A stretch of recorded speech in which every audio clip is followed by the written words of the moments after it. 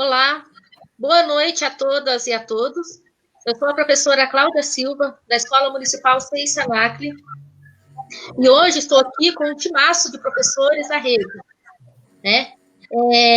Nós vamos para fazer algumas reflexões sobre a Expo Digital e mais algumas considerações referentes, né, à nossa carreira como um todo. Professores que estão conosco aqui hoje são a professora Cláudia Caramês, da Escola Papa João 23, a professora Adriana Silva, da Escola Dona Pompilha, e o professor João, da Escola Araucária. Um pequeno probleminha com a professora Karina, ali, né, não participar com a gente, ela não pôde participar, mas o time continua o mesmo, a presença do professor João. Então, para começar aqui a nossa live, gostaria de agradecer a presença de todos os colegas que estão acompanhando a gente aqui. Muito obrigada. Vamos começar, então, as nossas reflexões, né, com a professora Adriane. Boa noite a toda a diversidade humana que está nos vendo aí, né? Embora eu não esteja os vendo, que é bem estranho, mas, enfim, são coisas da modernidade tecnológica. Queria agradecer aos meus colegas aqui de reflexões, pessoas muito sábias, com as quais eu aprendo todos os dias. Sou muito grata de fazer parte de um coletivo que discute educação pública, né, em tempos em que isso se faz tão necessário e tão importante. Para começar as nossas reflexões sobre a formação docente na Expo Digital, eu acho que é importante a gente demarcar de que lugar o nosso coletivo concebe esse conceito de formação de docentes continuada, né, que é o nosso tema, para a partir daí vocês entenderem melhor as nossas considerações. Para esse início, eu selecionei um verso de um poema de um poeta que eu gosto muito, que é Manuel de Barros. E esse verso diz o seguinte: a maior riqueza de um homem é a sua incompletude. Então, a gente percebe essa formação, né, concebe essa formação como uma formação que acontece o tempo todo.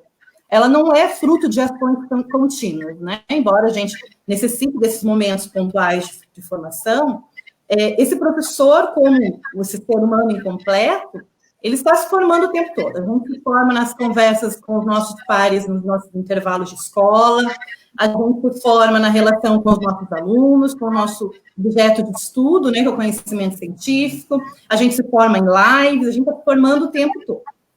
Pensando dessa forma, a gente vai discutir a formação continuada de professores de um lugar situado. Ela é histórico, ela é social, ela é cultural, ela é econômica e, principalmente, ela é um ato político também.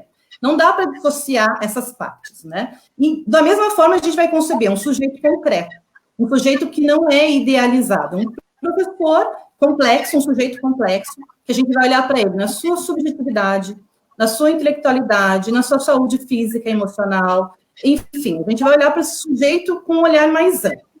O que a gente vem vivenciando na nossa rede, e eu falo isso nesses últimos tempos de forma mais evidente, mas isso já vem acontecendo há um bom tempo, eu tenho aí 20 anos de rede, né? E também estou me debruçando sobre esse tema da formação docente há um tempo, então eu venho observando que está tendo um movimento de dissociação de um binômio, de dois binômios que são muito importantes para a gente pensar a formação docente. Um deles é o pessoal profissional, né, que se coloca esse professor como só um ser que executa, e o outro binômio é a questão teórica e prática. Embora os dois eixos são de extrema importância, eles devem ser tratados de forma conjunta, porque a gente vê uma dissociação disso, né? A gente vê muito mais uma ação voltada para a prática formativa, não que essa prática não seja importante, porque o nosso trabalho se faz numa prática, mas ela tem sido, principalmente nessa gestão, que é uma gestão neoliberal, a gente não pode descaracterizar isso, cada vez mais evidente no nosso processo formativo. Então, as ações de formação da SME, principalmente nos cursos, vocês devem perceber isso, vem vindo no modelo técnico, né? Trazem métodos para a gente, formas de atuar em sala de aula, dissociada de uma discussão de fundamentação que nos dê sustentação para isso. Por quê? Porque a gestão quer resultados de gestão, né? E a gente quer uma política de Estado para a educação.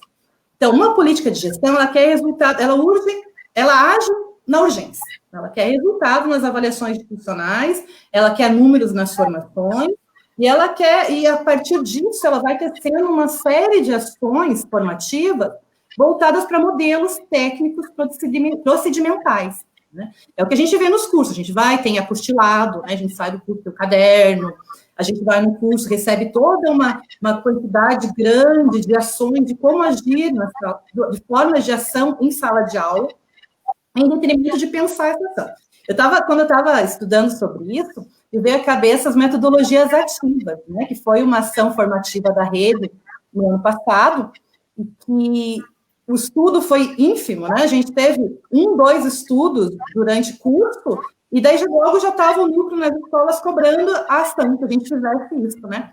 E é um termo, uma forma de trabalho muito ampla, que precisa de discussão, a gente precisa entender de que tema que vem isso, de que forma que vem, e depois pensar em como trazer isso para a nossa prática. Não é uma coisa que se faz, eu aprendi hoje no curso, amanhã já estou na escola e coloco.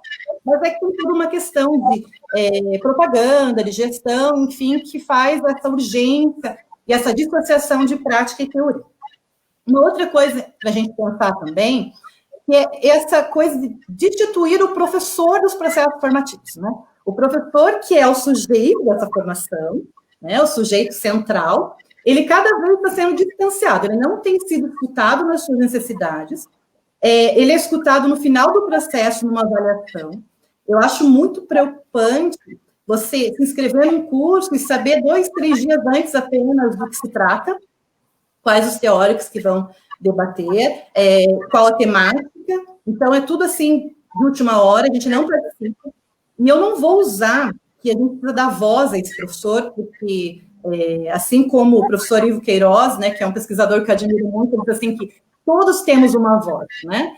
A gente fala, e o professor fala o tempo todo, a gente tem essa proximidade cada vez maior com o núcleo, que sempre está na escola, então a gente está falando, a gente fala na equipe multidisciplinar, a gente fala no conselho de classe, a gente fala nos cursos, a gente está falando. O que temos que fazer é retirar o tampão auricular das instituições para nos escutarem, né? E não falar dessa história que a gente tem que falar. O professor fala e a gente precisa ser ouvido nas nossas necessidades formativas, e não só o final do processo. À medida que o professor está sendo destituído desse processo, o que acontece? A atividade se torna prescritiva, e tem um teórico do trabalho que eu gosto bastante, que é o Yves Clot, que ele diz assim, que quando a gente é destituído da ação formativa, e o trabalho se torna apenas prescritivo, a gente perde o sentido no que faz. O trabalho se torna amorfo e o profissional começa a adoecer. E daí dá para entender, por exemplo, porque a gente se identificou tanto com a palestra do professor Clóvis Amorim, né? Quando ele trouxe os sintomas do estresse profissional, da atuação docente, e a gente começou a fazer até um checklist, né, se identificando com aqueles itens, porque a gente está adoecendo, mas um dos problemas desse adoecimento é esse trabalho amorfo também, do qual a gente não se sente parte, mesmo sendo parte, né? E essa história também que a gestão tem das veredas formativas, que é o teu percurso individual, é uma visão romântica da educação, da formação. A gente situar essa discussão no chão, né? Volto lá a discutir ela historicamente, culturalmente, socialmente, quem é esse professor. Porque se eu coloco no caminho idealizado, e cada um só é responsável pela sua formação, ela tem uma parte individual, mas ela é, ao mesmo tempo, um construto social. Então, se eu coloco essa pela sua formação no sujeito, né, com todo esse contexto que a gente vive, por exemplo, como uma pessoa vai se concentrar numa palestra, pensar sobre os pressupostos ali colocados, se ela está preocupada com o RIT que não foi renovado, se ela vai ter que comer amanhã, por exemplo, né? Se ela vai ter que se deslocar lá do Tatuquara para o Barigui, e depois ter que voltar na hora do almoço sem comer, ou comendo no carro, para poder chegar já ir para uma sala de aula. Então, são essas questões que a gente tem que colocar, né? Perceber esse sujeito que está aí, atrás desse processo formativo. Um outro ponto que eu queria colocar, antes de fechar essa minha fala, que está se entendendo demais, né? O professor gosta de falar, é a questão das expos, né? Que agora a gente tem a Expo Digital, que eu não vou adentrar agora, mas vamos pensar nesses 2 últimos anos de feira que a gente teve, esse modelo de feira. O que me preocupa muito, acho que de todo o processo, nosso percurso formativo, o que mais me preocupou foi essa aí. E eu acompanhei os bastidores, né? Porque na época eu estava na secretaria, então eu acompanhei bem de perto, e pude ver o quanto instituições privadas estão se enraizando numa instituição que é pública, que é a escola. né, escola municipal. E isso é uma coisa que a gente tem que pensar, esse mercantilismo da nossa formação. Vendia-se colchão, brinquedo, virou um espaço de venda de stand, e as gerências competindo, e daí tinha gente fantasiada, uma coisa bem, um circo midiático, né? E aquela primeira, então, que todo mundo correndo atrás de selinho para preencher uma cartela, bem num posicionamento de julgar e punir a tudo, cumprir os créditos, né? Deixe-se para experimentar esse espaço.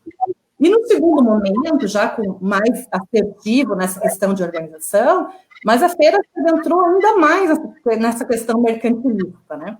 A gente via, por exemplo, lá o Ninter dentro da feira o tempo todo.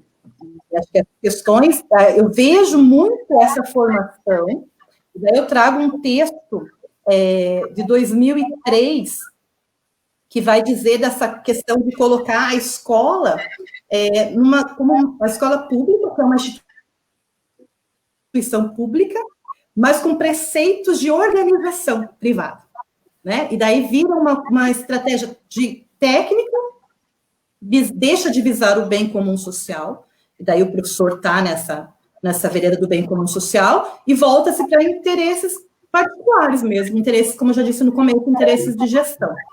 Essa questão da formação na feira, eu acho que é uma coisa que a gente tem que começar a pensar bastante.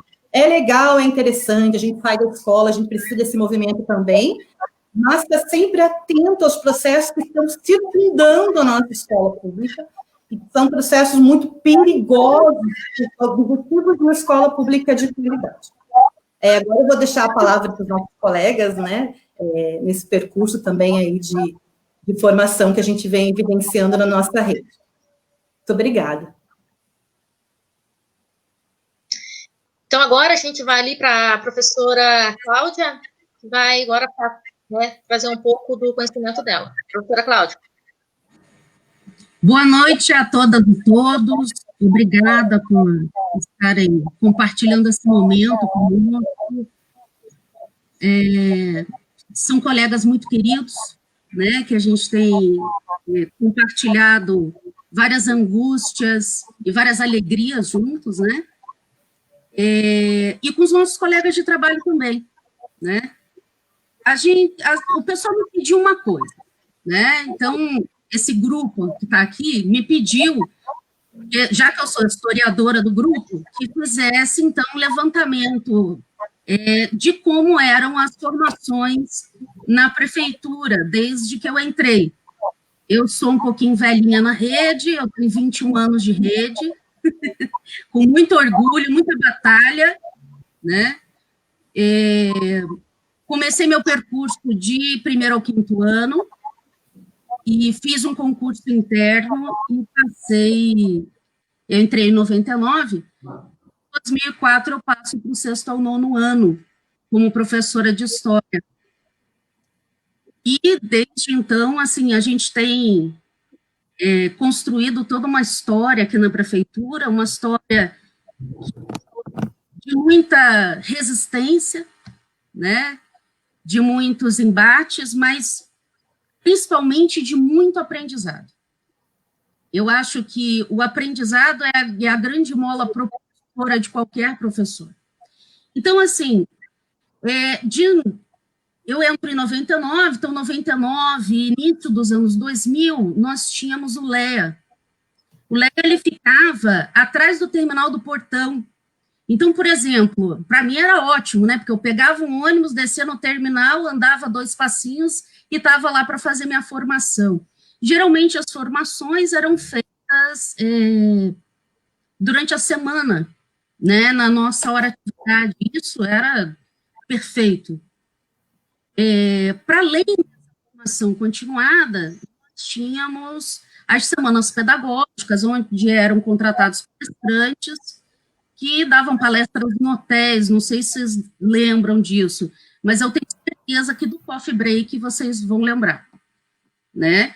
E aí, eram realmente muito bons, né? Isso, a gente brinca um pouquinho, mas eram bons. E assim, para gente que estava chegando do trabalho, que estava chegando cansado ali, eu acho que é até uma questão de respeito. Fizemos também uma grande CEP no círculo militar, né? Vocês devem lembrar do Domênico De Masi, né? E tal. E a gente começa a utilizar, por volta de 2005, talvez um pouquinho antes, a gente começa a utilizar o Centro de Formação de Professores lá na Dr. Favre. E é um lugar que eu tenho muitas lembranças na formação continuada, né? E não só na formação continuada,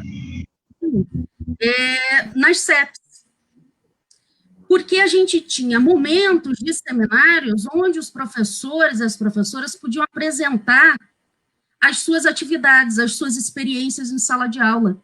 E à medida que a gente compartilhava um com o outro, a gente aprendia muito. Então, óbvio, né, que antes, para a gente poder desenvolver toda essa prática de sala de aula, como a Adriane falou, é muito importante que a gente tenha a parte teórica, né? Porque senão, se a gente não sabe, a gente só está copiando a atividade de alguém, a gente não está pensando sobre esse processo de aprendizagem do nosso aluno. Agora, se a gente domina essa tal dessa teoria, ótimo, né? Porque aí a gente consegue associar a nossa prática, né? Associar essa teoria à nossa prática, e fazendo com que o nosso aluno, né, perceba e consiga atribuir um significado maior a essa aprendizagem dele. E isso é muito interessante, porque a gente tem visto, inclusive na série, depois eu retomo essa ideia, que é de atribuição de sentido na aprendizagem. Mas tem que ter atribuição de sentido para nós também, né? E aí, depois desses seminários, se eu não me engano, em 2016, final de 2016, 2017, não lembro direito, por favor, é fechado o centro de formação. E foi, para mim, por exemplo, foi um baque, né? Vários colegas faziam cursos lá, e aí a gente perde esse local de formação continuada. E aí, em contrapartida, a gente recebe uma série de expo-educações, né, com a participação da iniciativa privada. Percebam, e aí é importante a gente lembrar que esse deveria ser um espaço de aprendizagem dos professores, um espaço financiado pela RME. Né? Então, a gente tem que pensar que vem um financiamento específico para isso. E se vem um financiamento específico para isso, não cabe à prefeitura fazer propaganda de ensino particular. Muito pelo contrário, a gente deveria valorizar, inclusive, os profissionais que nós temos nas escolas. Eu faço parte de uma escola, o Papa João 23, que tem valorizado muito os profissionais. E durante as CEPs, vários professores são convidados a falar e dar a CEP para os nossos colegas, compartilhando o conhecimento que eles adquirem, ou em cursos, ou em pós-graduações, e isso enriquece o trabalho.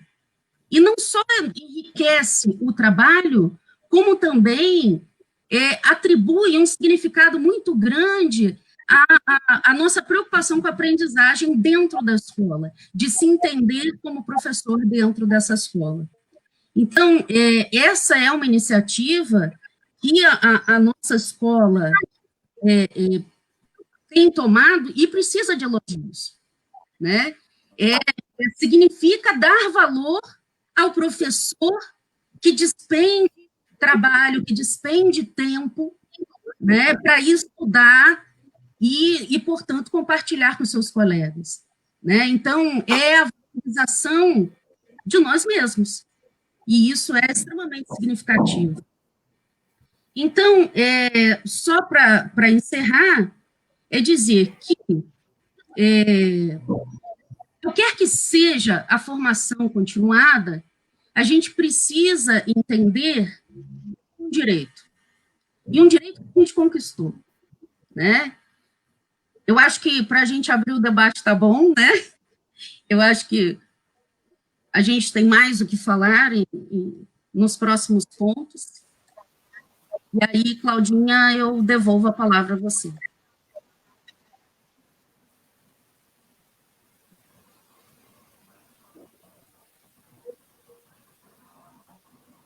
Muito bem, Cláudia. Agora a gente vai ouvir o nosso colega João, as considerações dele, né, para esse início de conversa nossa aqui. Vai lá, João. Boa noite a todos, boa noite às colegas que estão participando da live, a todos que estão nos vendo agora.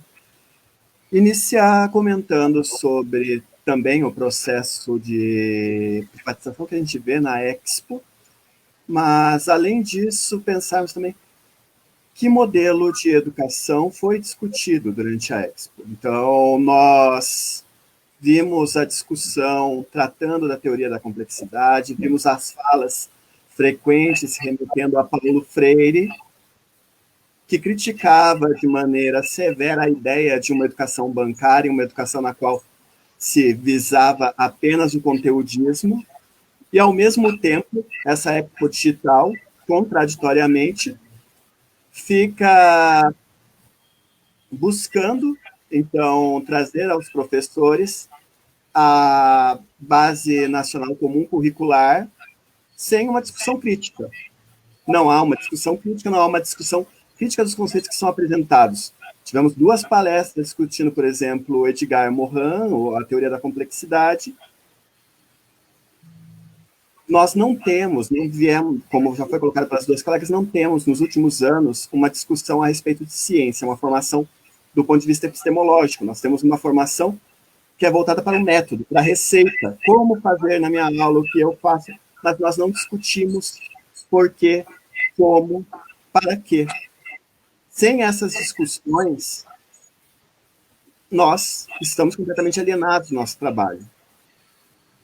Nós abdicamos da nossa função como cientistas da educação, como profissionais da educação.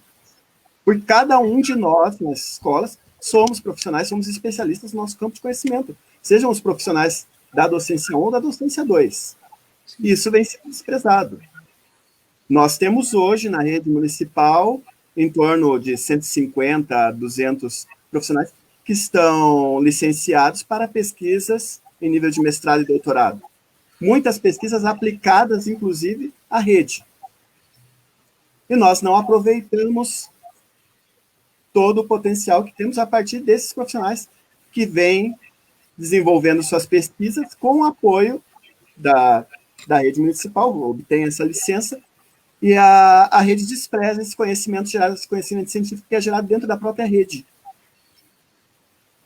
Uma outra coisa que nós devemos pensar, que foi colocado pela Cláudia Caramês, nós, muitas vezes, nos últimos tempos, por conta, especialmente do pacotaço, pela falta de perspectiva de ampliação da remuneração ou avanço salarial, avanço na carreira, abrimos mão, muitas vezes na escola, vemos essa perspectiva de vamos boicotar a formação.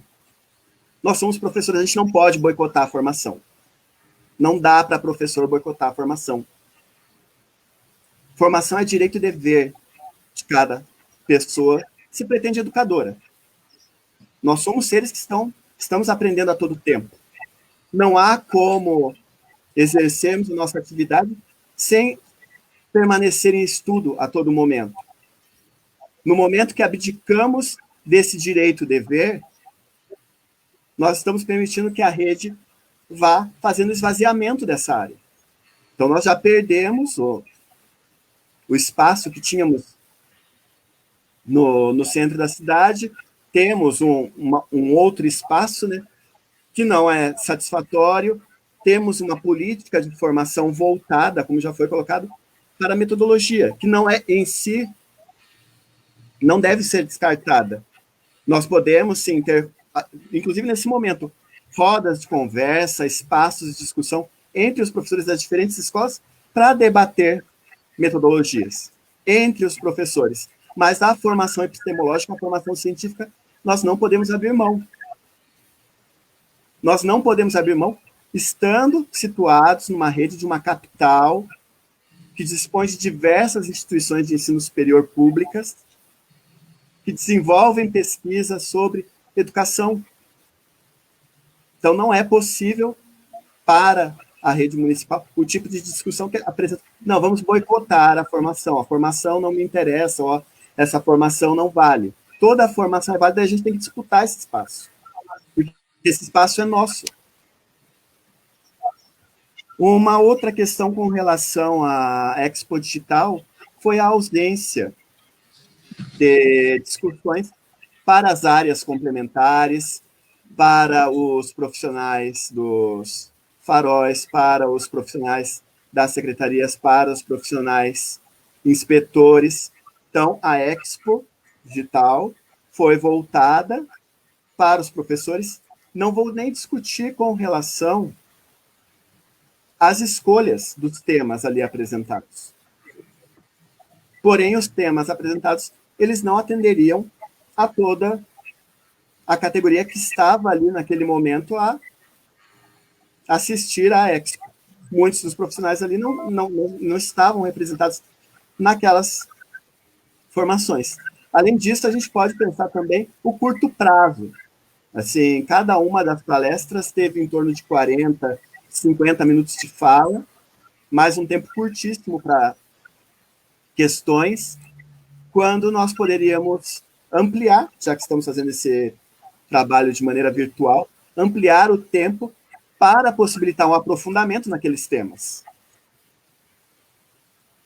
E quando nós vemos, muitas vezes, um uso que parece contraditório, ou um uso que parece não se utilizar adequadamente dos conceitos, a gente pode entender que isso também, muitas vezes, se faz como estratégia da rede, estratégia da mantenedora.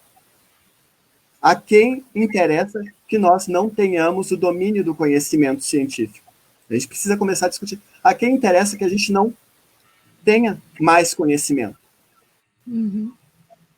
Então, são algumas questões que a gente pode continuar debatendo ao longo da nossa conversa aqui. Cláudia? Então, é isso aí, pessoal. Com relação a esse que teve lá o ano passado, do selinho, para mim nada mais que foi tão certo, né?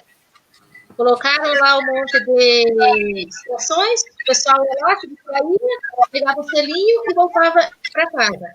Não foi discutido nada de interessante para ninguém, né? Colocando ali em miúdos.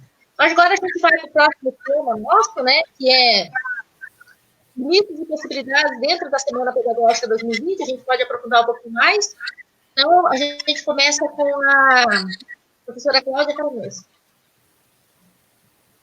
Então, eu acho que a primeira coisa que a gente precisa limpar aqui, que é uma coisa que me incomoda muito quando eu ouço em diferentes ambientes, é que professor não gosta de estudar. Professor gosta de estudar, sim. Gosta muito. Gosta de aprender, gosta de compartilhar. E a prova disso foi o grande número de participantes em diferentes palestras durante essa CEP. Porque os professores tinham um número determinado e excederam o número de visualizações e de participações. Então, isso demonstra que o professor quer sim aprender, né? E quer compartilhar, que fez uma série de comentários durante todas as palestras. Então, eu acho que esse formato, ele apresentou para a gente, em primeiro lugar, a gente sabe sobre, não precisa entrar na questão da pandemia, que nos impede a mobilidade, mas eu penso que outros aspectos foram importantes. Primeiro, você não precisa dividir a atenção com o ambiente. Então, você está em sua casa e não precisa ouvir a conversa paralela, se preocupar com quem está entrando e saindo, que, querendo ou não, a gente acaba olhando e perdendo alguma coisa da fala. Esse tipo de coisa não acontece, ou se acontece, acontece de uma forma diferente dentro da nossa casa. né? A possibilidade, então, de adquirir o conhecimento, seja lá, você debaixo das cobertas, porque estava um frio danado, né, e tomando o seu cafezinho, o que é muito bom, né? Essa é uma comodidade interessante para nós, que vivemos correndo de uma escola para outra, né? Então, eu acho que isso é muito interessante, esse formato foi muito interessante para a gente, sim. Mas, e foi muito elogiado por vários colegas, né? Principalmente lá na minha escola, e eu ouvi de outros colegas de outras escolas que também esse formato foi muito interessante. Mas eu quero deixar claro que o professor quer aprender sim e gosta de aprender sim, mas não significa que ele possa e consiga aprender. A gente está falando de relações com políticas públicas. A gente está falando de conquistas que nós tivemos e que temos que continuar defendendo e ampliando. Um professor que trabalha de 40 a 60 horas por semana não pode ser criticado por não participar de formação fora do seu horário de trabalho. Esse professor precisa ser respeitado, porque ele trabalha demais. Professor que trabalha dele. horas por semana. E está dando eco, né? Que ruim. Isso sempre acontece. Então, pensar. E o professor demanda tempo para fazer a sua formação. E esse número de horas que nós temos de hora-atividade, como a gente colocou no próprio Plano Municipal de Educação, deve ser ampliado para pelo menos 50%, onde a gente permaneça. E isso significa dedicação exclusiva, sim. Mas, para isso, a gente precisa ter plano de carreira, mas, para isso, a gente precisa ter salário decente. Porque, sinceramente, eu não vejo problema nenhum de um professor que fazia formação anteriormente porque queria crescer na carreira. Acho justo. Acho justo. Eu acho que todo mundo tem que ser remunerado de acordo com essa possibilidade de aprendizado. Mas não adianta a gente defender simplesmente que o professor possa crescer na carreira. Ele precisa ter tempo para estudar. E não pode ser crucificado quando não consegue fazer. Então, assim, são conquistas que a gente precisa ampliar, né, cada vez mais nesse sentido. Então, assim, em termos de possibilidades, nós temos, assim, um leque bastante grande. Porque nós temos uma rede que quer aprender, nós temos professores que querem aprender, que querem compartilhar conhecimento. Mas, por outro lado, a gente precisa pensar o seguinte, começar uma CEP com um vídeo que desconsidera a história dos negros e indígenas?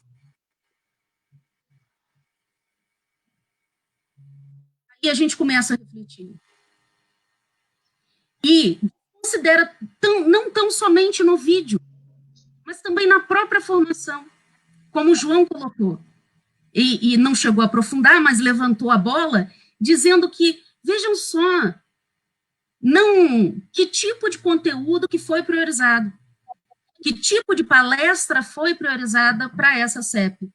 Então, nesse sentido, a gente começa a ver os limites dessa formação, né, no que diz respeito ao que a gente vive no mundo atualmente, o que a gente vive no nosso país atualmente, de extermínio de jovens negros, e isso não é colocado em discussão durante uma semana pedagógica. Então, essa é uma das questões, e outra coisa, e aí eu me remito ao professor Marcos Quintanilha, que é professor da rede também, onde ele coloca algumas angústias que eu não compartilho. Eu compartilho dele, né, as angústias que eu compartilho são as mesmas dele, mas Eu não aceito que a prefeitura faça isso. Responsabilizar professor pelos maus resultados em provas de avaliações institucionais, eu não acho certo. Essas provas, elas foram criadas em um outro tempo, em outros governos, com outros propósitos. E não eram de ranquear escolas, de ver qual a escola que está melhor colocada do que a outra. Mas era para ver onde a gente tinha que investir mais dinheiro, mais formação profissional. E não é o que acontece. Então, a gente tem que valorizar esse profissional desgastado, dá o sangue dentro da escola, e a gente sabe o quanto é difícil. E muitas vezes a gente é estimulado a trabalhar com novas tecnologias digitais, e essas tecnologias digitais não têm nem acesso dentro da escola. Né? Então, trabalhar de forma criativa, eu acho que o professor da prefeitura é o que mais sabe fazer. É trabalhar de forma criativa. Eu acho que ele é criativo a todo momento para transformar o material que ele tem em tanto conhecimento para essas crianças. Então, é só levantar um pouquinho a bola para a gente poder continuar a discussão.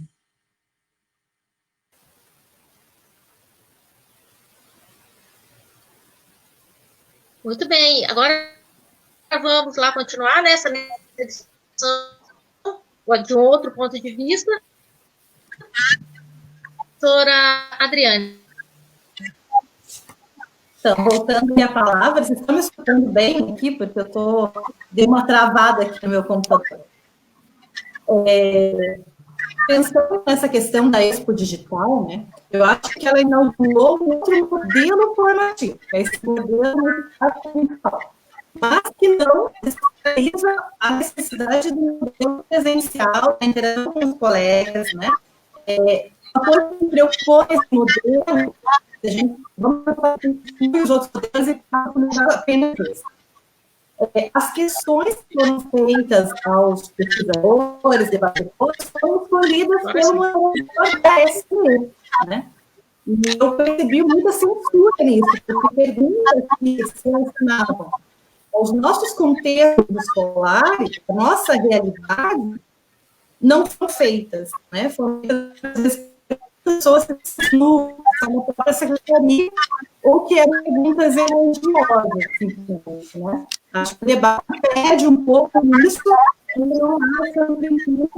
essa abertura para as nossas questões reais. Essa é a minha preocupação. A segunda preocupação é, achei os palestrantes ótimos, trouxeram discussões importantes, algumas um pouco questionadas, mas a maioria de contribuições dele, mas eu penso que tem uns pesquisadores da nossa Universidade Federal que, por decorrência do mercado profissional, têm pesquisas organizadas dentro das nossas próprias escolas, né? Então, da nossa Universidade Pública de Referência, e não sei se não foram tá gravando? Piorou um pouco?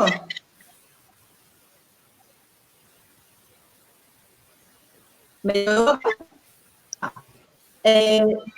Não sei se eles foram citados, né, não citados, de repente nem foram convidados. Melhorou um pouco? Vou esperar ali um pouquinho o sinal da professora Adriane voltar ao normal. Podemos? Voltou agora, será? Voltou o sinal? Está travando ainda?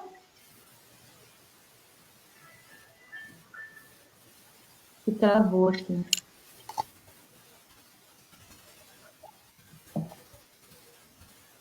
Estão conseguindo escutar agora? Não, está travando. Está travando ainda? Quer passar por... Como?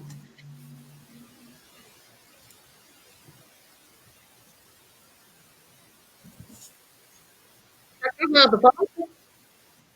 Volta e trava. Acho que está com problema a Acho que agora Adriane. vai. Eu vou aproveitar agora para fazer a fala enquanto... Vê se melhorou agora. Voltou o sinal? Está Isso. travando ainda? Voltou? Voltou. Voltou, então vamos lá. Deixa eu só terminar rapidinho. Então. Adriana, vamos aqui um pouquinho para receber. Agora a gente vai para o João, depois você volta. Tá, beleza. Vou fechar aqui. Tivemos bastante discussão sobre a proposta de educação criativa, de uma expo digital, e o que a gente vem ofertando nos últimos meses para os nossos estudantes passa muito ao largo de tudo isso. Não por culpa das profissionais que estão lá no Delta desenvolvendo sua atividade, vamos deixar isso claro, mas a gente está atuando num modelo que é contrário àquilo que se preconiza em educação à distância, por aqueles que pesquisam, aqueles que debatem educação à distância. Nós estamos num modelo muito semelhante ao dos antigos telecursos, nós estamos oferecendo aulas filmadas para os estudantes. Um modelo que acaba sendo, de fato, muito cansativo, um modelo que acaba sendo pouco proveitoso, muitas vezes, para os estudantes. Então, inclusive para os professores. A gente viu esse período, a gente tem passado esse período fazendo relatórios em relação às aulas que foram planejadas por outras pessoas. Um período que nós poderíamos estar aproveitando para a formação, com grupos de estudos com temáticas específicas, organizados pelos núcleos regionais ou organizados pelas equipes de currículo no Delta, ou em contato com os professores das universidades públicas, da UTFPR, da Federal, da FAP, da Embap. Nós temos bastante gente que pesquisa todos os campos de conhecimento aqui na cidade e que estariam dispostos a organizar esses grupos, e que seria um trabalho muito mais proveitoso para os professores que efetuar relatórios de aulas que foram ministradas por outrem.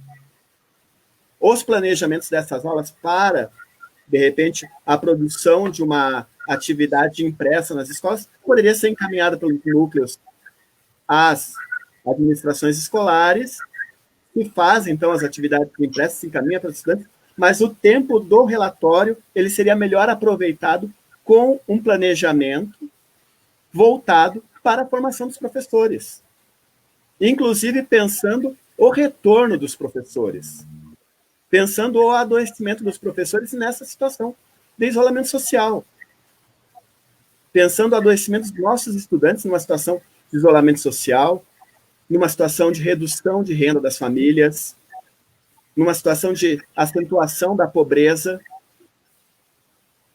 E a gente não tem feito essas discussões. E no momento que, porventura, acabar o período de isolamento e nós retornarmos à escola, nós não teremos efetuado uma discussão suficiente para esse retorno. Nós tivemos 3 meses até agora para discutir como será o retorno, e a gente não fez essa discussão. Se, de repente, o pico da pandemia passa daqui 2 ou 3 semanas, nós realmente retornamos em agosto, nós não nos preparamos para esse retorno. Nós não sabemos como vamos fazer a avaliação diagnóstica desses alunos, como vamos equiparar as diferentes situações desses alunos. Nós não temos formação pensando o retorno. E isso é essencial nesse momento, até para amenizar as angústias de muitos docentes. E também para garantir que as pessoas possam ter, então, mais identidade com o seu trabalho. Porque efetuar o relatório de uma aula que foi ministrada por outrem tira completamente a identidade do professor. Não há sentido assistir aulas ministradas por outrem para efetuar um relatório. Do ponto de vista prático, nós poderíamos estar usando esse tempo para a formação, para produzir, de repente, objetos educacionais para a internet, ou podcasts, ou os professores fazerem leituras de livros infantis, deixar isso disponibilizado numa rádio, qualquer outra coisa mais útil. e nós não estamos aproveitando esse tempo. E quando esse tempo acabar, que poderia ser aproveitado como uma estratégia de reformulação da formação docente em Curitiba, nós perdemos a oportunidade que tivemos. Cláudia? Então, a professora Adriana agora vai... Obrigada, João. A professora Adriana agora vai concluir, né, professora? O raciocínio então, que deu tempo ali. Agora? Dá para me ouvir agora? Isso, agora tá bom. Agora tá bom? Então, para fechar, eu acho que uma coisa importante para a gente pensar da Expo Digital é que a teoria que foi trazida para a gente não liga com a nossa realidade, né? Nós temos, por exemplo, vários pesquisadores que estiveram ali, que trouxeram Paulo Freire, ele está muito presente na fala da nossa própria secretária de Educação, e eu lembro muito do Paulo Freire na última fala, a que ele fez uma semana, acho, 2 semanas antes do falecimento dele, em que ele fala das marchas, né? Que ele seria o teórico a favor das marchas, da marcha pela vida, da marcha pela educação. E daí eu lembro do episódio do pacotaço, né? Que os professores na sua marcha foram oprimidos, foram subjugados, foram machucados fisicamente, emocionalmente. Nós temos professores fazendo tratamento psicológico até hoje por conta disso. E daí usam um Paulo Freire numa educação neoliberal que descartou completamente essa educação emancipadora, essa educação da esperança, essa educação que valoriza os sujeitos da educação, né? Então, eu acho muito preocupante. Trazem uma educação que não cabe o Morin nessa educação neoliberal, né? O Morin tem um outro pressuposto de um outro lugar. Então, a gente tem completamente, volto naquela minha fala, uma teoria descolada de uma concepção de um pressuposto teórico que delira nisso, né? Então, fica mais difícil ainda a gente dialogar, a gente entender esses processos formativos, sendo que parece uma esquizofrenia, né? A gente ouve uma coisa, chega na escola, chega na nossa realidade, é outra coisa, né? Essa desvalorização do professor, essa desvalorização dele no processo formativo, isso eu achei um dos elementos mais preocupantes.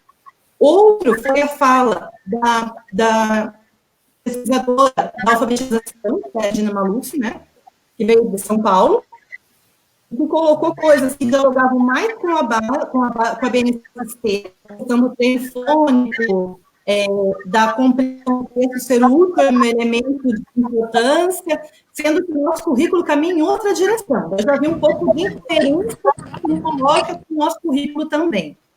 Então, eu fico pensando, nós estamos em que base? Né? A gente está numa base, está num caminhar de alfabetização, a palestra está outra perspectiva, e ali surgiu um questionamento de uma certa importância desses modelos formativos também.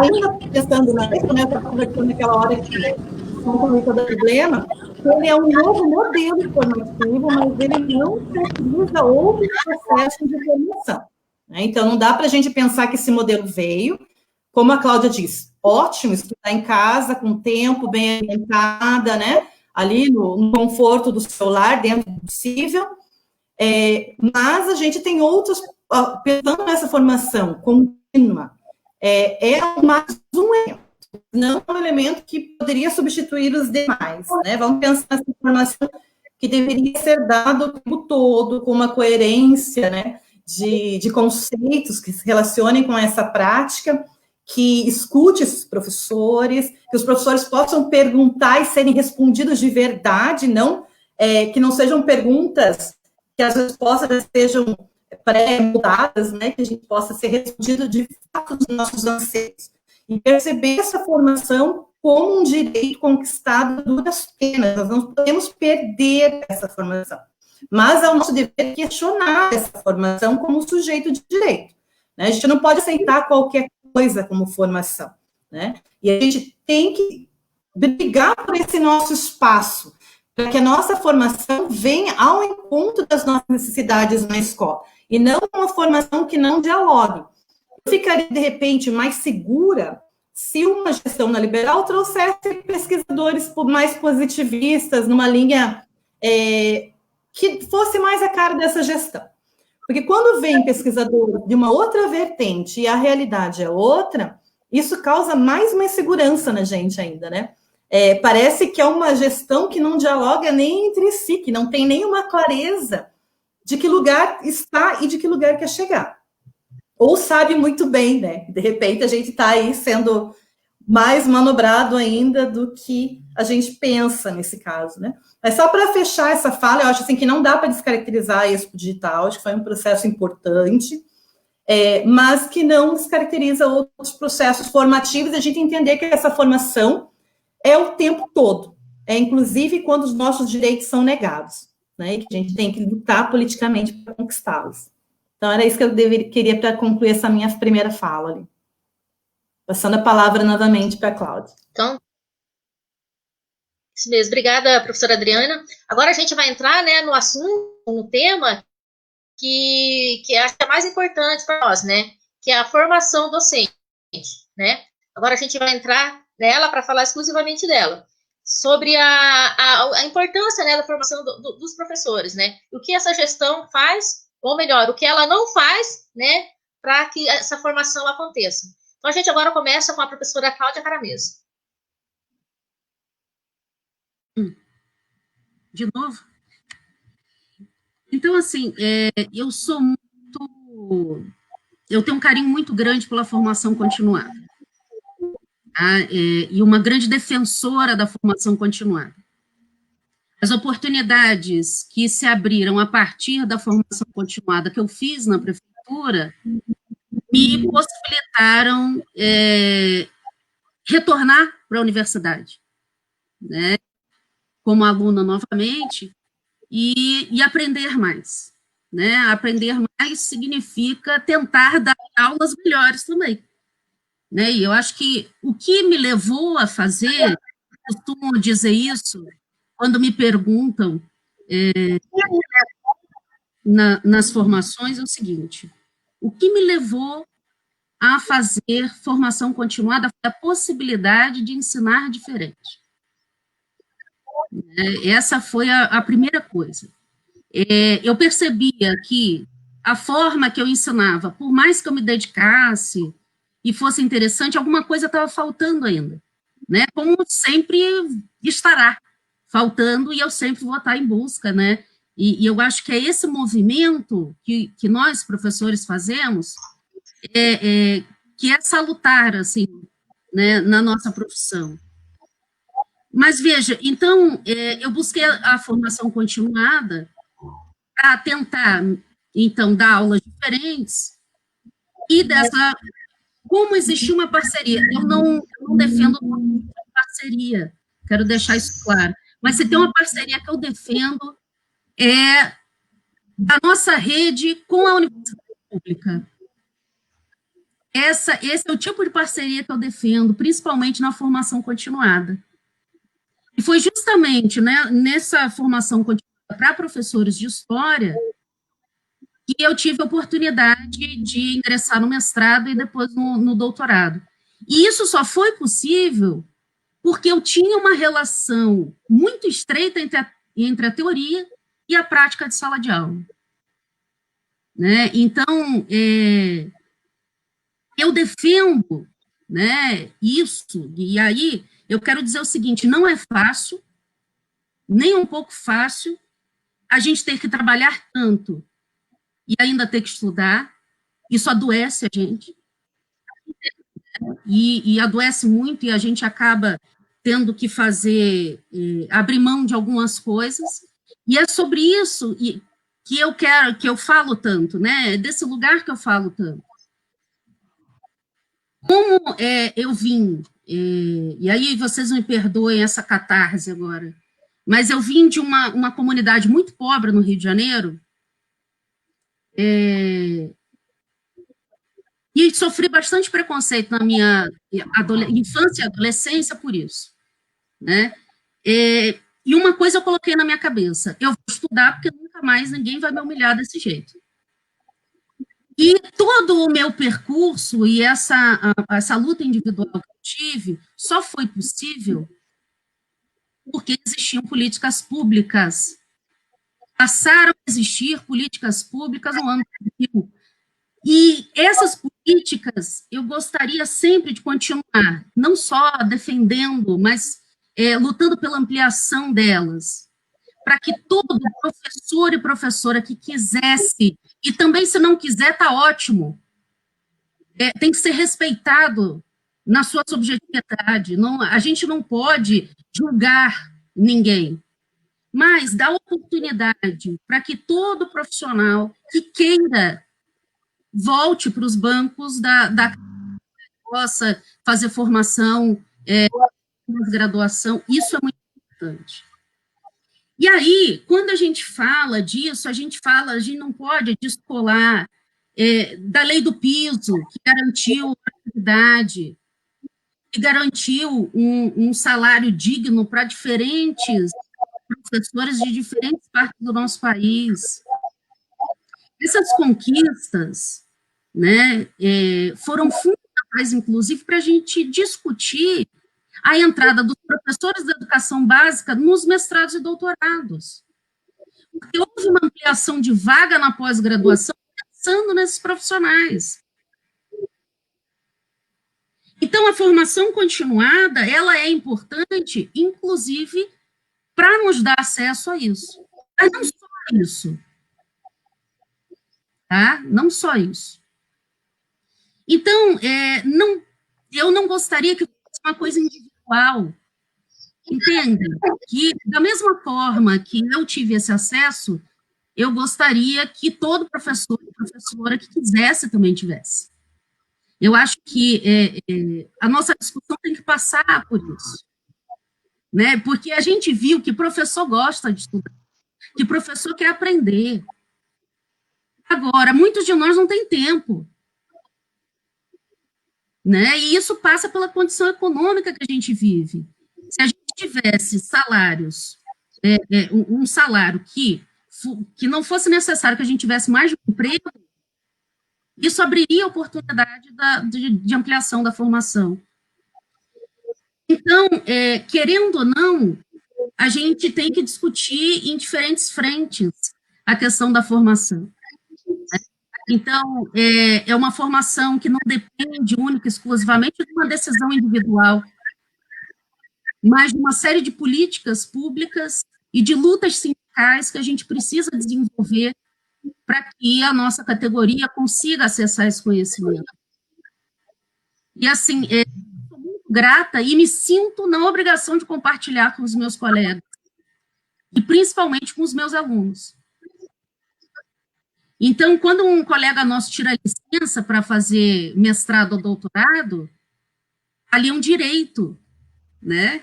Que ele está... A gente conquistou esse direito.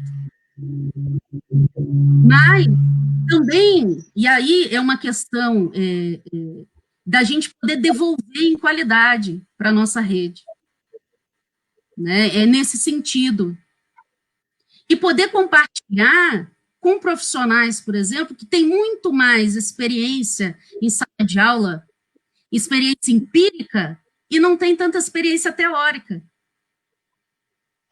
O quanto eu aprendi quando eu entrei nessa rede, né, eu tive colegas, por exemplo, que lá no Anita Meriguete, onde era a Márcia, não sei se a Márcia está assistindo, mas que me ajudou um monte com a alfabetização.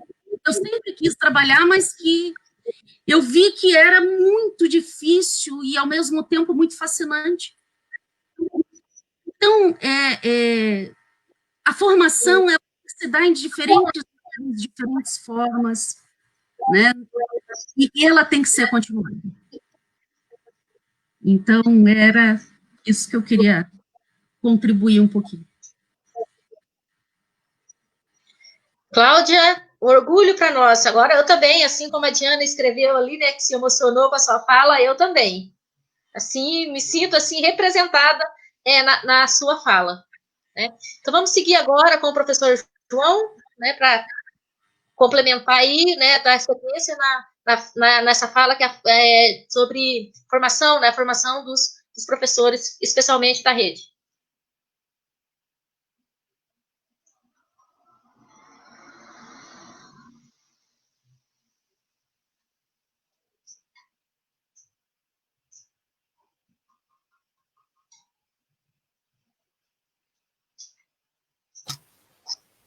Desculpem. Vou reforçar a fala da Cláudia, lembrando, né, que historicamente o magistério é um caminho de ascensão social, cultural e econômica no Brasil. Durante muito tempo e ainda hoje, as classes populares buscam a profissão de professor como um caminho possível para essa ascensão. Boa parte de nós, professores, se identificam com a fala da Cláudia, porque somos oriundos de classes populares, muitos de nós somos os primeiros na família a adentrar no espaço universitário, isso em todas as escolas, no magistério, isso é uma frequente, e isso só é possível por conta de políticas públicas que foram atacadas de maneira vil nos últimos 3, 4 anos, com o esvaziamento, por exemplo, da Universidade Aberta do Brasil, que teve um impacto em Curitiba, mas principalmente nas cidades de interior, nos pequenos municípios, teve um impacto muito maior. Porque se é difícil para nós termos acesso à formação continuada numa capital, a gente às vezes pode pensar também, e como é mais difícil ainda para o profissional que está numa cidade interior. Para quem não conhece, a Universidade Aberta foi um programa mantido pela CAPES com cursos de especialização para professores no país. Dezenas de cursos ministrados por universidades públicas que possuíam polos que cobriam praticamente todo o território nacional. E é uma política que foi esvaziada. As bolsas para mestrado e doutorado, porque às vezes nós não conseguimos a licença com remuneração na prefeitura, há a possibilidade de pedir a licença sem remuneração e solicitar uma bolsa junto às agências de fomento de pesquisa. Essas bolsas foram esvaziadas. Especialmente no ano passado, houve um ataque imenso às agências de fomento à pesquisa no Brasil. O PIBID, o Programa de Iniciação à Docência, talvez alguns professores tenham sido, inclusive, tutores de estudantes de licenciaturas que iam desenvolver um projeto na escola. E esse projeto possibilitava o quê? A formação desse professor em sala como tutor daquele estudante. Ele supervisionava aquele estágio do estudante, mas, ao mesmo tempo, ele estava em contato contínuo com o supervisor na universidade. E essa troca possibilitava a formação do estudante, a formação do professor pesquisador na universidade e a formação do professor. Porque cada um tinha algo a acrescentar. E é uma política que foi esvaziada, que foi destruída nos últimos anos. E a gente precisa, de fato, de dignidade para poder continuar estudando. Porque, como a Cláudia colocou, muitos de nós que cursamos uma especialização, um mestrado, um doutorado, seguir estudando com uma jornada de 40 horas, 60 horas, muitas vezes, pessoas que têm 2 padrões e trabalham na iniciativa privada ou trabalham como PSS no Estado ou qualquer outra atividade, e ainda assim conciliar com os estudos, é algo desumano. Nós pagamos muitas vezes o preço de querer continuar estudando pelo distanciamento da nossa família, daqueles que nós amamos. E é difícil mesmo, como exigir isso de alguém? Então, assim, a gente precisa de dignidade para continuar estudando, para poder oferecer algo melhor para os nossos estudantes a cada dia. Então, nós precisamos e nós temos que exigir. Porque durante um período na história brasileira, a formação docente foi uma política de Estado. E a gente não pode imaginar que isso está circunscrito à Prefeitura de Curitiba ou à gestão greca. Essas políticas muitas vezes refletem o que é debatido, o que é pensado em Brasília. A gente precisa começar a entender a lógica pela qual as políticas públicas afetam o nosso cotidiano. A gente não pode ignorar o papel que a política tem em nossas vidas. O tempo que a gente tem junto de nossos filhos, a remuneração que a gente tem, poder trabalhar um único padrão, poder trabalhar 2 padrões, não precisar fazer um terceiro turno e ter mais qualidade de vida, passa necessariamente por políticas públicas, e que muitas vezes a gente despreza esse debate. Então, a gente precisa também dar uma atenção especial à política. Sei que nos últimos anos nós tivemos uma demonização da política por uma série de fatores no Brasil, mas a gente precisa voltar a se interessar por política, porque ela afeta as nossas vidas, ela afeta as nossas famílias, ela está em nossos lares. Por enquanto é isso. Cláudia? E principalmente nós, professores, né, que, querendo ou não, nós somos formadores de opiniões, né, então a gente tem que entender também essas questões. Professora Adriane? Estão conseguindo me ouvir bem agora? Eu fiquei extremamente emocionada com a fala da Cláudia, me remeteu às dificuldades que a gente passa para estudar, o quanto que eu sou privilegiada por poder estar fazendo uma especialização em estrito sensu, nessa categoria nossa que é tão massacrada, numa profissão que é tomada, em sua maioria, por mulheres, com todas as demandas que a gente tem, né, de filho, família, o que torna ainda um pouco mais difícil tudo isso, né, os turnos todos de trabalho, fazer isso sem bolsa, porque nossas bolsas foram cortadas, sem licença, porque a prefeitura nos nega o direito a estudarmos, né, a gente tem que fazer isso, eu lembro muito bem quando foram apresentadas veredas formativas, né, o Departamento de Desenvolvimento Profissional, que foi apresentado 2 slides, né, que é a formação continuada, a prefeitura oferta, mas a formação estrito sensu é uma busca sua própria, no que diga-se, vá atrás e faça sozinho todo esse caminho, né, que não é fácil. E a gente sabe que essa formação estrito sensu reverbera em nossas escolas, em nossas ações, em nossa prática, seriam ganhos para a prefeitura, né? A gente queria que todo mundo fizesse, quem quisesse fazer, né?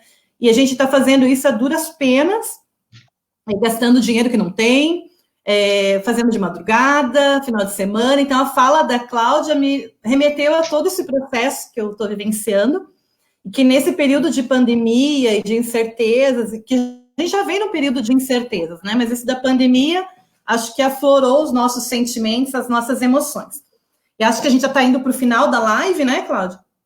Pensando nessa formação continuada, acho que voltando lá no início da fala nossa, né? De onde que a gente olha para essa formação? Me veio uma lógica, uma tríade, né, que a gente tem que pensar, que essa formação ela é intersubjetiva. Ela tem que considerar subjetividades, mas ela não se faz independente. Então, eu penso assim, né, indo lá ao Bakhtin, que é o teórico que eu tenho estudado com mais afinco, ele vai dizer que existe o eu para mim, que é eu com a minha subjetividade, com o meu ser, com o meu estudo, que isso vai me trazer para a minha essência, enquanto profissional, eu para o outro, quando eu me relaciono nas interlocuções, né, daí esse outro são os discursos formativos todos que nos constituem, de todos os espaços, seja o espaço da cultura de forma mais ampla, seja o espaço da cultura artística, seja o nosso espaço de família, de vivência, o outro para mim, né, que isso retorna, e tudo isso permeado por um contexto, né, tem um contexto todo aí político, como o João colocou muito bem, que a gente não pode desconsiderar. Eu acho que a gente quer cultura, eu acho que a gente quer ter dinheiro para poder pagar um teatro, para poder ir ao cinema, que isso nos forma e muito. Eu acho que a gente quer ter tempo para respirar, para se entender enquanto pessoa e sujeito de ação pedagógica. São muitas coisas. Para pensar essa formação é uma luta muito ampla que a gente tem que ter. E uma luta de mãos dadas, né? Pensando nessa inter-relação, nessa intersubjetividade. Não se faz sozinha. Eu acho que um grande problema do magistério, e eu vi isso de uns colegas que faziam uma disciplina no curso de administração, eu era a única da educação, e a gente estava discutindo profissionalização, e quando eu coloquei algumas das minhas angústias, alguns dos pesquisadores de lá que tinham pesquisa atrelada à escola, eles me diziam assim, o problema de vocês é que vocês não se percebem enquanto categoria de trabalho, enquanto coletivo de trabalho. Vocês se veem muito no âmbito, a minha escola, a minha ação, a minha turma, muito pontual. Ah, isso está me beneficiando agora, né? A gente vê um pouco disso nas discussões sobre o RIT, colegas falando, por que você não fez concurso? Agora eu sabia dessas incertezas, enfim. Coisas que não podem acontecer. Nós somos um coletivo, a gente tem que se fortalecer nesse coletivo. A gente tem que ter, claro, uma concepção de formação e brigar por ela. Eu não posso entender formação uma coisa, outro colega outra, e ficar numa discussão do que me beneficia enquanto pessoa. Eu tenho que pensar, principalmente, se eu sou um professor de escola pública, e daí eu vou puxar a fala sobre o ato responsável, né? Que não há álibi para a existência, eu escolhi estar professor numa escola pública, numa instituição que é algo maior ainda, e que eu tenho responsabilidade sobre o que eu falo para o meu estudante, eu tenho responsabilidade sobre o que eu digo para os meus colegas, eu tenho responsabilidade pelo que eu devolvo para a sociedade. E nós estamos vivendo um tempo de descaracterização do trabalho público, de descaracterização do trabalho intelectual, de descaracterização do professor da escola pública. Eu acho que é um tempo da gente se perceber. Eu faço parte de uma categoria, de um coletivo de trabalho. Eu, junto com os meus pares, eu vou lutar por uma formação mais digna, que olhe para mim na minha integridade, que não olhe para mim enquanto um número que vai garantir com que essa gestão permaneça mais tempo no poder. Essa gestão que não nos representa, essa gestão que não faz melindres para dizer o quanto os professores, para diminuir os professores. Eu acho que, para encerrar essa minha participação, eu queria dizer esse meu sentimento mesmo. Vamos lutar enquanto um coletivo. Não é representatividade. Não é mandar um colega para a ação da greve. Não é escolher alguém para trabalhar a questão dos direitos humanos. Não é escolher alguém para trazer os temas, para discutir, não ligar a formação dentro da escola só para o setor. É a gente trabalhar junto, entender que a minha formação está interligada com a formação do meu coletivo de trabalho. Acho que com essas palavras que eu queria encerrar a minha participação agora na live, e acho que passa a palavra agora para a Cláudia, né? Obrigada. Ótimas palavras, Adriane, mas ainda não encerramos, viu? Ainda dá tempo de cada um fazer uma consideração final, né, sobre tudo que foi discutido aqui ainda. Ainda dá 5 minutos para cada um, 4, 5 minutos para cada um. Teve um probleminha ali com a Cláudia, ela acabou desconectando, mas, João, quer fazer as suas considerações? Pode? Faço sim. Terminar com algumas questões. Então, o que acho que é importante nós, professores, fazermos algumas questões.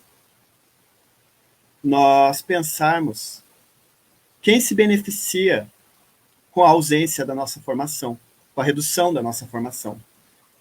Quem se beneficia quando nós não sabemos como funciona a estrutura de remuneração docente. Muitas vezes, muitos professores não entendem de onde vêm os recursos que pagam os nossos salários. Compreender essas políticas públicas. Quem se beneficia com isso? Quem se beneficia em que nós não tenhamos o pleno domínio dos conhecimentos epistemológicos daquelas disciplinas que nós ministramos em sala de aula. Quando nós não temos domínio do processo de alfabetização, do processo de ensino da matemática, do processo de ensino da história, da arte, quando nós não temos o domínio do conhecimento e do conhecimento epistemológico para o ensino daquele determinado conhecimento, quem se beneficia com isso? Quem é que pode nos impor formas de agir quando nós não temos condições teóricas de dizer que aquela imposição é equivocada? Porque muitas vezes nós sabemos que aquilo que está sendo empurrado para a gente goela abaixo na escola está errado, mas a gente não tem informação, muitas vezes, para poder discutir. A gente pensar quem se beneficia com a nossa falta de formação.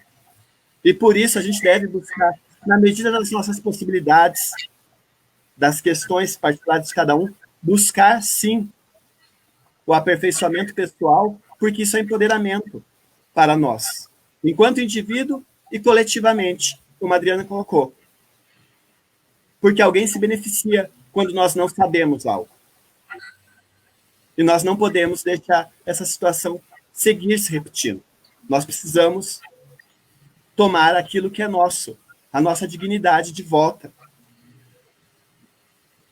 Essa fala que eu quero deixar, então, para os colegas, a gente pensar quem se beneficia com esse estado de coisas. A gente está falando agora as considerações finais, Cláudia, se você quiser fazer as suas, né, para a gente já estar encerrando. Ok. Tá dando para ouvir? Tá. Uhum. É que caiu. Eu tive que entrar novamente, perdão. Sim. Eu fiquei muito emocionada com os comentários feitos aqui com relação à live e a minha fala e tal.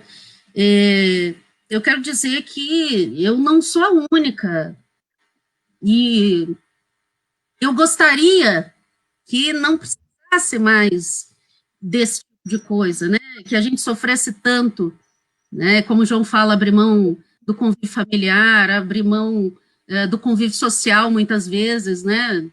Para a gente poder desenvolver a formação continuada.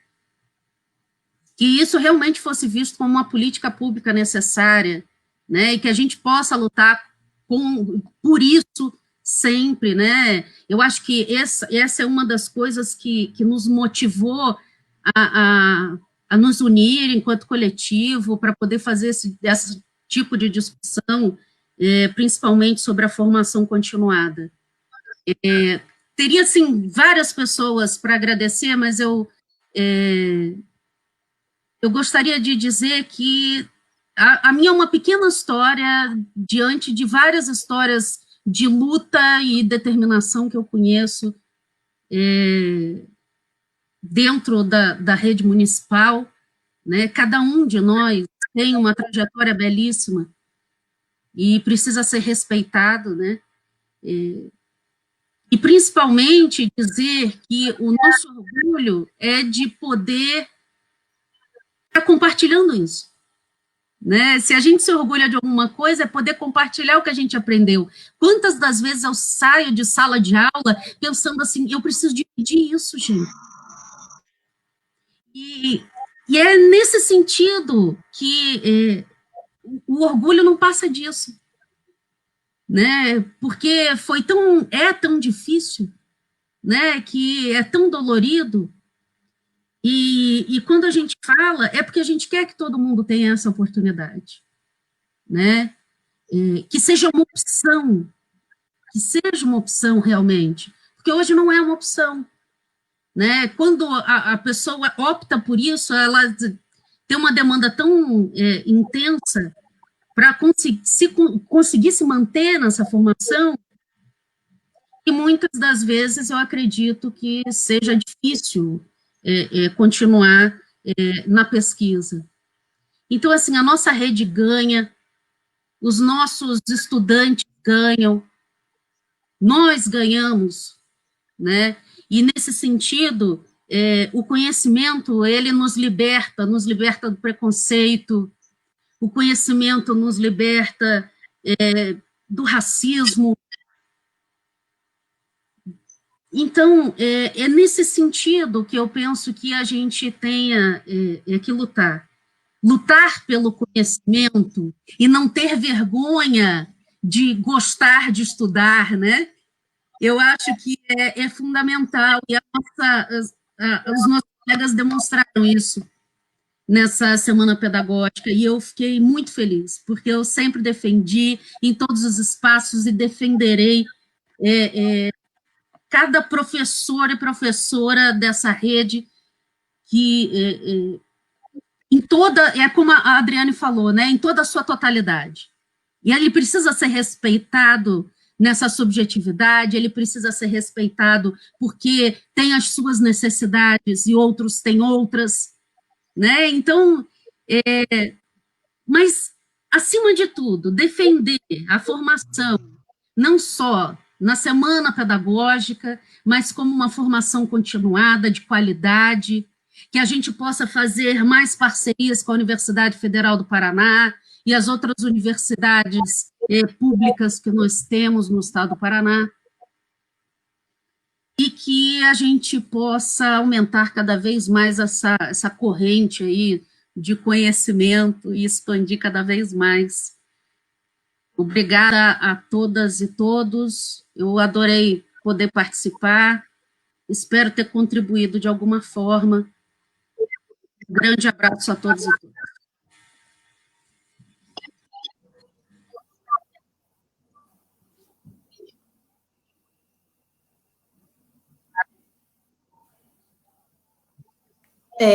Para fechar agora a minha fala, né, voltando já estava fechando antes do horário. Estão conseguindo escutar bem agora? Eu fiquei preocupada com o som. Essa é a minha primeira experiência. Fabiane, agora suas considerações? Agora que saiu o som para mim aqui. Essa primeira participação em live, então, vem toda permeada de inseguranças, né? E eu sou uma pessoa muito de ver as outras pessoas, os olhares, enfim, isso está me angustiando um pouco. Mas eu já vi ali que eu tenho nomes conhecidos ali nos comentários e de excelentes profissionais, de professores que inspiram a gente a continuar, que nos formam. Eu tive uma trajetória formativa enquanto profissional, advinda muito dos meus colegas. Eu lembro quando eu comecei a alfabetizar, né, o que eu aprendi com a minha irmã, que está ali na live, que é uma excelente alfabetizadora, que eu aprendi com os colegas do início da carreira e que eu venho aprendendo o tempo todo. E acho que isso é uma das grandes trocas formativas as que nós temos entre nós, né, que nos fortalece novamente como coletivo. Queria pontuar aqui, que eu acho, das minhas anotações, que acho que uma coisa que pega bastante, essa homogeneização dos processos formativos da rede. Nós somos de uma cidade muito diversa, nós temos núcleos com complexidades e contextos diversos que são desconsiderados. Falo isso porque trabalho na regional do Tatuquara. Sinto muitas vezes que as formações que vêm para a gente não cabem na nossa realidade, que a nossa realidade precisava ter um olhar mais adequado, mais próximo das nossas vivências, e para isso a gente volta naquela questão de que nós precisamos ser escutados, né, os professores, a realidade precisa ser pesquisada, não se faz uma formação adequada na urgência, ela pressupõe pesquisa, a gente vê muito pouca pesquisa sendo feita nas escolas, a gente vê coisas acontecendo de rompante, e daí lançam a gente, lá tem uma metáfora da água, né, a gente está aprendendo a nadar numa metodologia, já vem outra e nos lançam lá no mar adentro, né, e lutem, né, e vivam naquele meio lá. E a gente sabe que a gente volta para as nossas certezas, nos agarramos a elas, e fica muitas vezes difícil ressignificar o nosso olhar, porque tudo que vem muito prescrito nos assusta, nos anula, e faz com que a gente se distancie desse processo formativo. Então, esse olhar também muito bacana aqui do grupo, que eu estou vendo, aqui nas nossas reflexões, que nós temos aqui 2 historiadores, pedagoga, linguista. Eu acho que esse olhar interdisciplinar é muito rico também, né? De onde eu olho meu objeto de trabalho, meu objeto de estudo. Eu acho que a gente tem essa riqueza que não foi contemplada na Expo Digital, né? Ela ficou muito específica para os professores dos anos iniciais.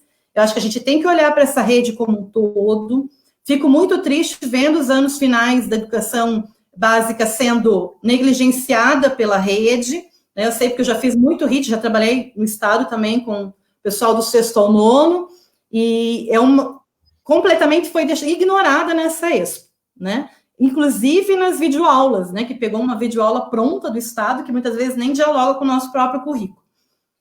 E aqui fica com as nossas, né, inseguranças, que quando partilhadas nos fortalecem a buscar estratégias para mudança. Fico muito feliz de saber que tem muitas pessoas interessadas nessa mudança, interessadas, né, em novas perspectivas, num tempo tão cruel para a gente, né, professor?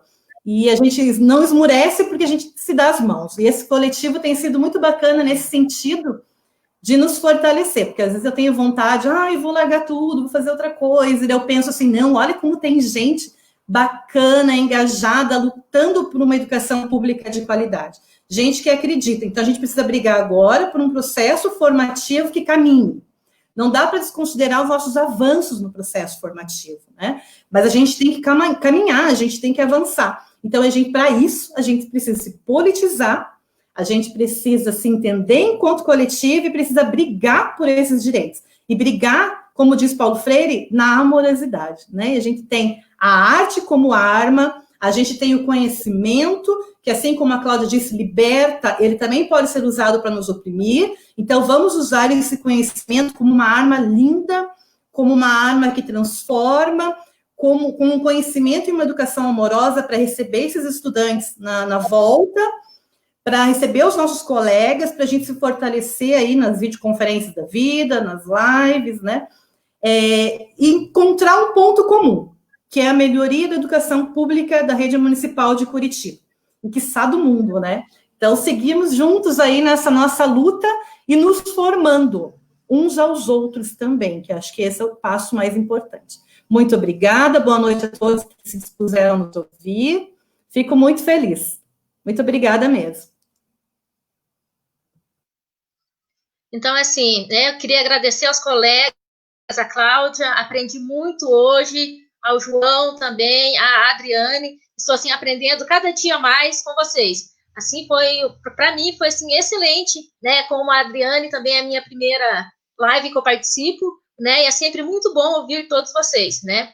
E, assim, então, a galera aqui também, dos comentários aqui, muito obrigada a todos que participaram, né, sempre com comentários pertinentes, né, que enriqueceu muito que aqui, né, que a gente pôde ajudar, né, eu não, né, quase eu não falei, vocês, né, puderam ajudar bastante aqui o pessoal. Então, nós, o Coletivo em Frente, agradecemos muito a companhia e a participação de todos aqui na nossa live.